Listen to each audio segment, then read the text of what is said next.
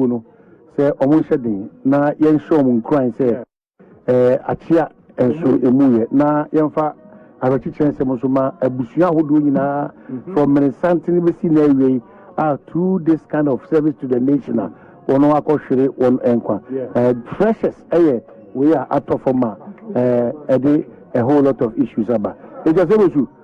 Me pese we no remember Bushia Yako. Na ya say bi em so ni say enye bibia na ebe koso asoman e dia ya man yesem.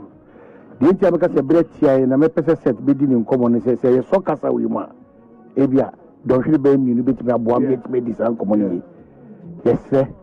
Oman bia no we should cherish our own.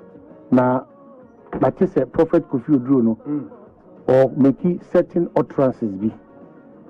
It doesn't inure to the benefit of us as a country. Prophet Kofi Oduro. It doesn't inure. Person cross check you as a man to the social media. Okay. As MCA, because yes, you know, we have all contributed one way or the other to this point. I have to do, even though the onus continues to rest on our leaders. But as MCA, they fought a war the bamboo and Udia Manusem, Eco Rumpi, and the Brosua. And Yadia, a papa. It's messy. Say a bushia, this yato. And you're crying 9% covered to me.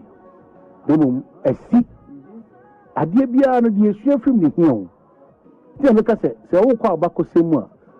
The so called bullion vans, no, even the standard bullion vans, no, they've been attacked several. Said Bekacho, a Tamaline, a Ikwasu, a Bibri. But on my Nankasano, the solution to some of these challenges, no, I already because of MPP NDC. It won't be there. Drada, you will be BNS, 1 or 30 minutes, no, have a very good conversation. But for now, Ghana Police Service, Bushia, Modeshia talk, no amount of DNA didn't ever back. But it is unfortunate. We have to start actioning most of the things that we put on paper now and understand that we only have one Ghana. Say a casa near Neo, a BA, a Hokwain, a manipa bidim take advantage, Yenoma and Sem Fata, and Moya Casa, and a unit, a bar, and now above forces a Kuruma, a bar, said into India, and the better Afghanistan, United Ghana. Let us continue to wish Ghana well and wish that Ghana be doing Pempensua. That on Ghanaian attitude, no, a bit minimize, and I bet something in Hokra Bakusim. It's a good conversation. I'm happy say IGP Akase banks no to the banks no and they were opposite police for a ball you know. You need a standard bullion van a bulletproof. The our men in uniform will be very protected. And the mention is that I think it's a good way to start, and we'll see how things will pan out. Yeah, remember, so brother. Now, you idea and tell them the Ebani say, Mudi and Casana Coso. Ready about I say, a Jomobian, if you call a book, and they call Arena, no, maybe on my tank, no. One of my dream wants to know how one of it will be a cost of the papa, almost by 15 rounds. Of course, let's rise. Let's try something new. Let's find new ways to do old things. You see, who near Cosso, near fear outside, a human moon appear outside. You fear outside that. Bang the Focano, it's one moment. I'm Roberts, the son, I'm Roberts, one with the motor, 1 year by 4 to 5. Tobo Bank card, and you're the first cano. Me Pacho say, you're the first cano. Mamma the first cano, white one now, on my ceiling, a chino, I'm the first cano. Bullion van, 82 so a conforno, what's one with the motor send a buyer? Me Pacho, I'm with the motor 4. 9.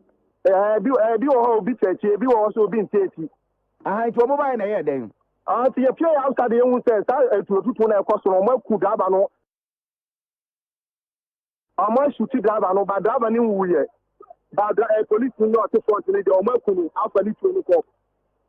Omaku police, Nina Tamni Tuko. atam ni tuo no ko ni tuo no amafa ko omo di shooting eto asokra san omo atutu moto no omo ko bie achi no omo shuti achi local no mu eto omo bu achi no efa sika na wo global no mu no ekoye a omo tutu moto no enam so ma nipa na omo Elias ya no bi maame ba ko ene ne ba omo onso akeba bi omo ya nte asisi a omo so tuo kan omo so eto na omo to se say ai so omo ma won shoot na ade nti wo gina wa we say yen shoot mu na mo nkwam aki eno sa ye bi da mako aya obako ne ba omo ewu omo inside ya omo da bi na omo shadam ne tuo ne ko ho me pa cho I think say bia no I ka omo to omo guane na omo koto dan ni mu ewo road ewo be bia ka no wana robin si na nti ai so omo guane etuo ne omo guane te chense omo na eje bia dan no omo edemu dan wo road side I say dan I wo inside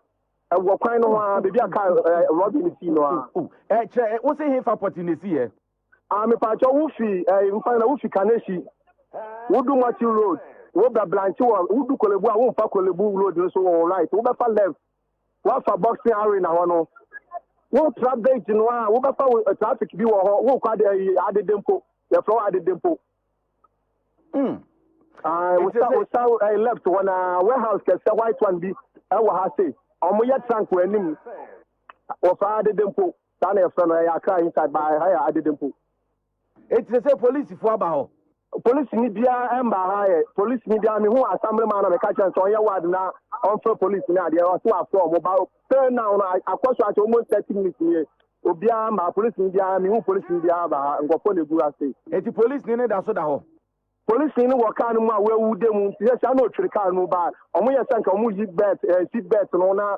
omo adina ko hospital na de omo hu ni omo be no ba said they were passing sign no omo ye se mu yi nu na oje no into a passing sign for man for extra pictures na the police ni bia ma now Gilbert ye found here we are hosem abu ipusa na akua ye nyina wo sunu fa kasebo na emra na wie ye country region set kwa me boaten abekanza set akwa ba na sen Yankopon dem me jo so menua we are celebrating Dominic we say ye fast akwa so update ye tie for where are we now sisi here ne yo biom ye beda obia ase Oma ometimi contribute oma omo intention so nkombetimi omo ni bimpo ya me nhye omo eni obi odi bia babia say ye the minister sika no 30,000 na bedru okay ye the ka ho na last week me last time I'm back contributions e buy contributions me kan na boma say ye wo 20,000 ye the minister the kan wo 30,000 okay ye the body freight ubra no the freight ye ba